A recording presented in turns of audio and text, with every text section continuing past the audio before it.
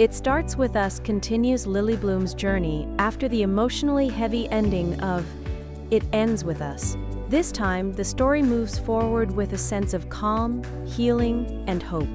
Lily is now a single mother focused on raising her daughter while maintaining a respectful co-parenting relationship with Ryle. She has grown stronger and more self-aware, carefully setting boundaries to protect herself and her child. Her life is no longer driven by fear, but by thoughtful decisions and emotional maturity. Fate brings Atlas Corrigan back into Lily's life once again. Unlike before, their reunion is not rushed or dramatic.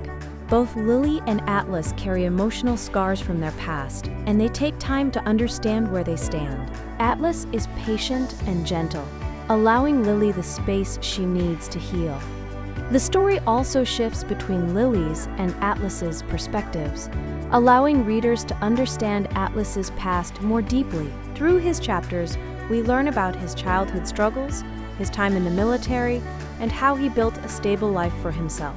Despite everything he endured, Atlas remains compassionate and emotionally grounded. As Lily and Atlas slowly reconnect, their bond is built on trust, respect, and open communication. There is no emotional manipulation or fear, only reassurance and understanding. Their relationship shows what a healthy love looks like after trauma.